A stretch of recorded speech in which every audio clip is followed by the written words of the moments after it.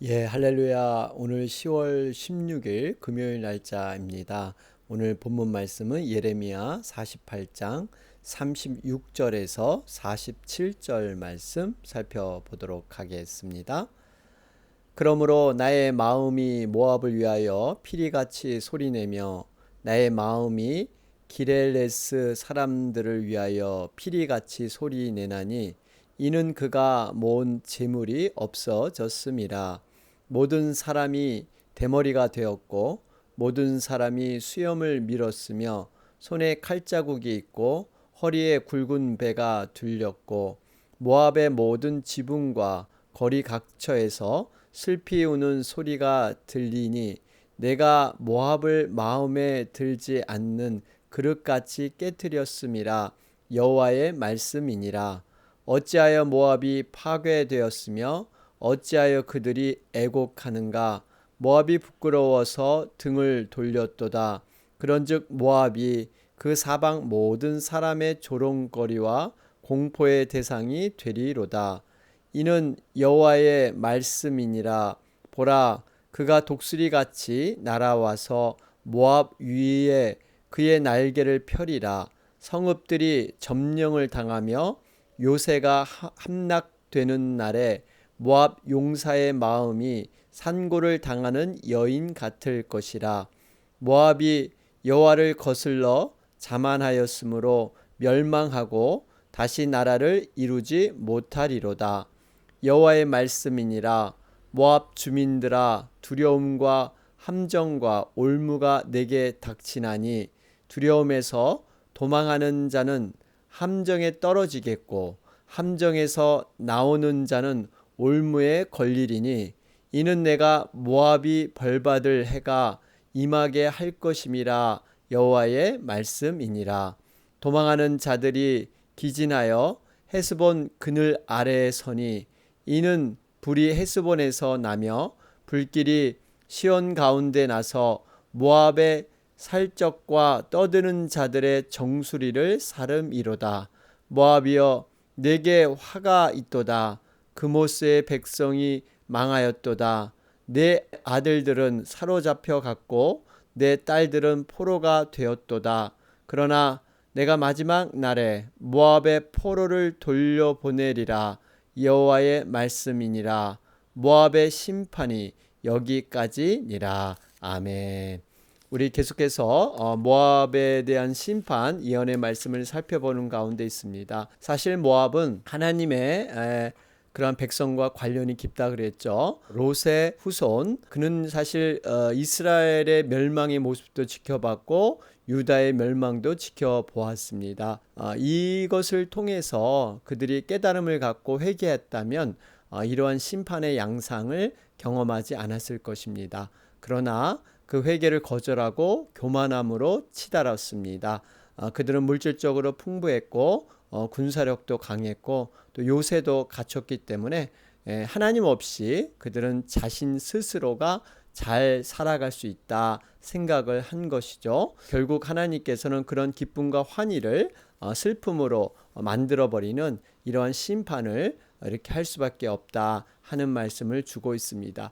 우리가 주변에서 일어나는 일들을 통해서 자신의 경험으로 또 하나님의 손길로 여기면서 우리가 교훈을 깨달아가는 것 얼마나 중요한 의미가 있는지 모릅니다. 어떠한 사건과 상황을 접했을 때 그것이 남의 일이 아니라 나의 일처럼 적용해 보는 것, 여러분 이것이 우리의 신앙의 지혜가 되는 줄로 믿습니다. 자, 그런 가운데 오늘 또 36절부터 39절 말씀을 보면요, 모압 사람들의 그 심판이 처절함, 절망스러운 그런 절규의 소리를 우리는 들어볼 수가 있습니다. 36절 말씀을 보면 나의 마음이 모압을 위하여 피리같이 소리내며, 여러분 피리같이 소리낸다는 것은요, 그 당시 때 이 갈대 피리를 의미하는 것인데요, 고대 중동 지역에서는 기쁜 일이나 슬픈 일이 있을 때 이것을 불어서 자신의 감정을 표현했다고 합니다. 이러한 슬픔을 지금 표현하고 있는 것이죠. 그러면서 36절 37절 말씀을 보면 모든 사람이 대머리가 되었다. 그리고 수염을 밀었고 손에 칼자국을 내고 허리에 굵은 배를 둘렀다. 이것은 모두 극도의 비극적인 일을 당했을 때 취하는 행동들입니다. 그러니까 얼마나 절망적인 상황이었으면 이런 일이 일어났을까. 그러면서 38절 말씀을 보면 모압의 모든 지붕과 거리 각처에서 슬피 우는 소리가 들리니, 그러죠? 여러분, 당시 그 지붕은요, 사람들이 걸어 다닐 수 있도록 이렇게 평평한 그러한 지붕을 갖고 있었습니다. 그래서 이러한 모든 사람들이 지붕에서 슬퍼했다. 각처에서 이렇게 지금 모든 사람들이 슬픔에 둘러싸였다. 그러니까 예외 없이 정말 전폭적인 그러한 심판이 이루어지고 있다 하는 것을 볼 수가 있습니다. 38절 말씀, 개인적인 그러한 슬픔들이 표현되어 있으면서 아주 그 나라 전체가 함께 이런 슬픔에 잠겨 있는 이러한 모습을 우리는 볼 수가 있습니다. 이렇게 슬퍼하고 괴로워하는 이유가 어디에 있습니까? 다시 말하면 바로 이 교만, 회개하지 않는 그들의 문제들 때문에 결국 그들의 심판을 하나님은 할 수밖에 없었던 것을 우리는 볼 수가 있습니다. 우리 모두는 사실 연약한 인간이기 때문에요, 죄악에서 완전히 자유로울 수는 없습니다. 그런데 중요한 것은 하나님께서 회개의 기회를 줄 때 우리는 그것을 책망의 마음을 갖고 하나님 앞에 돌이킬 수 있는 것, 여러분, 이것은 우리가 할 수 있는 것입니다.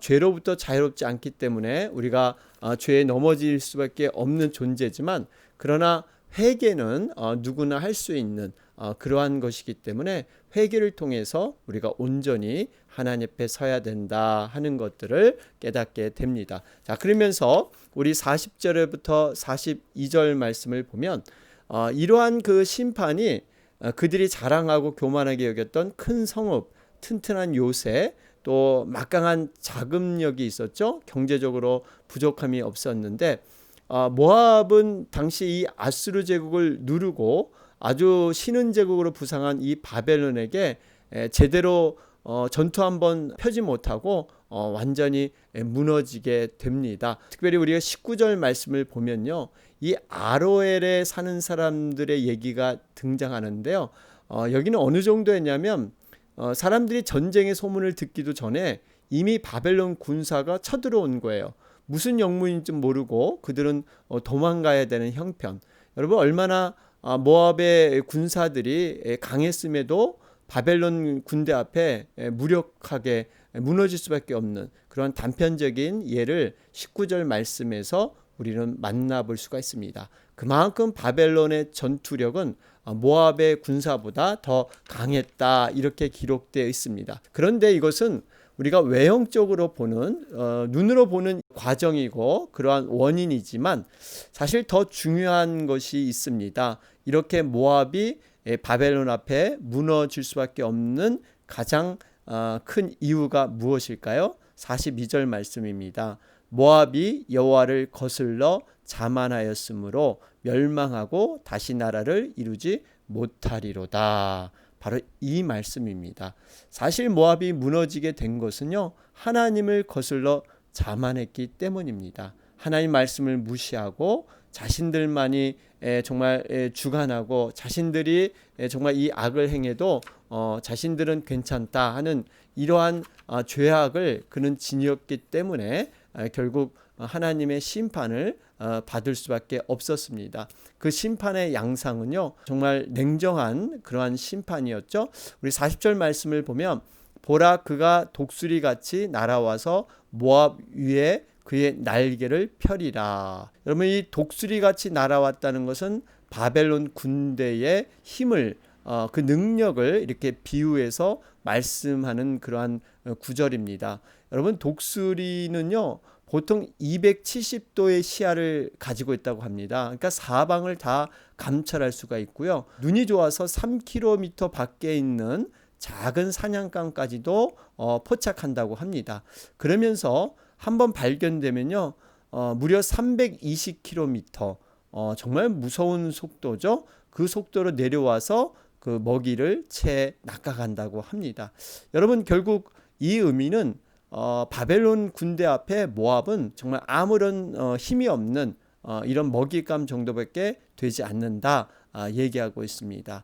이 모든 원인이 어디서 왔습니까? 바로 교만이라 그랬죠. C.S. 루이스라는 분은 모든 악 중에서 가장 악한 악은 교만이다 이렇게 규정을 했습니다. 여러분 교만은 정말 우리가 평생토록 우리가 잘 관리하고 기도하지 않으면요 자신도 모르게 싹이 나고 또 자른 것 같고 없앤 것 같은데 나도 모르게 또 이렇게 생명이 솟아나는 여러분 이것이 교만입니다. 은밀하게 싹트는 그 싹까지도 늘 우리가 말씀 앞에 성령님의 인도함 가운데 우리가 다듬고 우리가 깎아내야 될 줄로 믿습니다. 자, 그런 가운데 여러분 43절부터 46절 말씀을 살펴보면요. 여러분 43절에 보면 지금 계속해서 심판이 얼마나 무서운가가 지금 기록되어 있는데요. 두려움이 다 찼습니다. 근데 그 두려움과 함정과 올무가 이렇게 닥치는데요. 44절에 보면 지금 이렇게 아비규환의 현장에서 재산을 다 내팽개치고 이제는 목숨이라도 살겠다고 피할 길을 모색해서 도망을 가게 되죠. 그런데 이 도망가는 것마저도 함정에 빠지게 될 것이다. 여러분 44절 보세요. 두려움에서 도망하는 자는 함정에 떨어지겠고 함정에서 나오는 자는 올무에 걸리리니. 여러분 이 정말 심판이 얼마나 엄중하게 아주 그 세밀하고 빈틈없이 악인들을 처벌하는가 하는 것을 볼 수가 있습니다. 올감이라는 거 아시죠? 짐승들을 산에서 잡기 위해서 올무를 만들어 놓죠. 그러나 토끼나 노루가 걸리면요 도망하려고 더 이렇게 발을 빼면 뺄수록 그 올가미의 끈은 더 조여지게 됩니다. 지금 이 논리예요. 모압이 하나님의 심판을 피하고자 하면 할수록 더 무서운 심판이 더 그곳에 기다리는 것. 여러분 이것이 정말 무서운 그런 심판이 되는 것이죠. 45절에도 헤스본으로 도망가면 될 것 같다. 시온으로 도망가면 될 것 같다 했는데 거기서 불이 나온다. 여러분 이러한 무서운 심판이 거기에 지금 준비되어 있다. 철저하고 확실한 심판의 모습을 우리는 볼 수가 있습니다. 여러분 우리가 이러한 심판의 모습을 보면서 떠올리는 것은요. 종말적인 심판입니다. 이것은 왜 이렇게 기록해 놨을까요? 성경에도 노아의 홍수 때 또 소돔과 고모라의 심판, 지금 우리가 살펴보는 모압 사람들의 임한 심판의 모습, 왜 이것을 이렇게 상세하게 기록해 놨을까요? 이유는 바로 이 심판이 우리가 맞이하게 될 마지막 주님이 재림하실 때 종말의 심판이기 때문입니다. 하나님께서는 농부가 알곡과 쭉정이를 분리하듯이 의인과 악인을 구별하시고 공의로운 심판을 단행하십니다. 양과 염소, 겉으로 보기에는 비슷할지 모르지만 하나님은 반드시 심판 때에 밝혀서 모든 것을 드러나게 하신다. 우리는 믿고 준비해야 되는 것입니다. 그럼에도 불구하고 또 하나님께서는 긍휼을 베풀어 주셔서 예수 그리스도를 믿는 자들에게 하나님께서 또 구원의 그런 심판을 이루고 계시죠. 자, 그런 내용이 47절의 말씀입니다. 그러나 내가 마지막 날에 모압의 포로를 돌려 보내리라. 여호와의 말씀이니라. 모압의 심판이 여기까지니라. 지금 우리가 48장의 전체적인 내용을 보면 정말 심판이 무섭고 두렵고 그런 심판이었는데 47절 이 한 구절을 통해서 하나님께서 그럼에도 불구하고 소망을 두고 있다 하는 것을 말씀하고 있습니다. 47절 이 구절을 가지고 하나님을 믿지 않는 역사학자들은 이 구절이 실제적인 역사에서 어긋난 것이다. 그러므로 성경의 이러한 말씀은 역사적으로 맞지 않다. 신학적인 그냥 내용일 뿐이다. 이렇게 주장을 하는데요. 여러분 그렇지 않습니다. 하나님의 말씀은 해석의 방법이 두 가지가 있죠. 문자적인 해석이 있고 비유적인 해석이 있습니다. 사실 이 지금 47절 말씀은 비유적인 말씀이에요. 무슨 비유입니까? 바로 이 모압의 회복을 예표하는 것은요, 예수 그리스도께서 오실 메시아 시대를 지금 상징하고 있습니다. 다시 말하면 죄악으로 심판을 면치 못하며 파멸과 우리가 죽음으로 치닫는 그러한 아무런 구원의 소망이 없는 상황에서 우리의 빛 대신 예수 그리스도께서 우리를 회복시켜 주신다. 모압처럼 만연된 죄의 세상 가운데 그것을 심판으로만 끝낼 것이 아니라 반드시 예수님을 통해서 회복과 소망을 이루시는 하나님이시다 하는 것을 지금 말씀하고 계십니다. 여러분, 그렇기 때문에 우리가 이 말씀을 통해서 미래의 일을 예고 지금 받고 있습니다.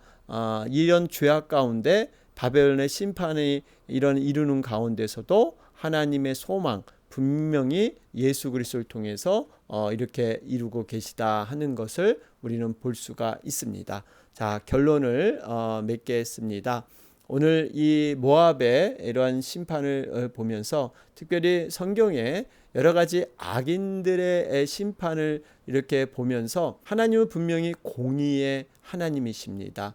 때로는 악인들이 득세하는 것 같고 악인들이 의인보다 형통하는 삶을 살아가는 것처럼 눈앞에 보일지라도 반드시 하나님은 그 모든 죄악들을 그냥 간과 넘기지 않으십니다. 반드시 그러한 자신의 행위대로 하나님은 심판할 수밖에 없다 하는 것, 또 심판의 양상은요, 한번 하나님이 정말 심판의 그 막대기를 드시면 그때는 어떤 타협도 어떠한 방법도 피할 길도 없다 하는 것, 그만큼 심판은 촘촘히 이루어진다. 그러나 우리에게는 소망이 있습니다. 바로 예수 그리스도를 통한 우리의 구원 되시는 그 주님만을 바라볼 때 우리가 온전히 구원을 얻게 될 줄로 믿습니다. 오늘 말씀 기억하면서 우리가 다시 한번 주님 앞에 정말 믿음의 모습으로 서는 귀한 하루가 되시기를 바랍니다. 오늘도 여러분들 하루를 지내실 때 하나님께서 함께하기를 간구하면서 늘 믿음을 우리에게 주신 것은 행복을 하기를 원하시는 겁니다. 그래서 여러분, 행복을 우리가 함께 나누면서 정말 행복한 그러한 삶이 되었으면 좋겠습니다. 남을 행복하게 해주기 위해서는 내 자신이 먼저 변화되어야 된다는 것입니다. 여러분, 우리가 행복 전도사, 우리가 행복 바이러스를 좀 함께 주변에 나눴으면 좋겠습니다. 남을 행복하기 위해서는 내 자신이 변화되어야 됩니다. 우리가 행복을 서로 하기를 원하지만 정작 자신은 변하지 않고 우리가 행복은 전파될 수가 없습니다. 우리가 이러한 모토를 가지고 함께 오늘 기도하면서 나가기를 바랍니다. 오늘 금요일 날짜 우리 목장을 위해서 여러분 함께 기도해 주시기 바랍니다. 다 같이 기도드리겠습니다. 주의 은혜라 주의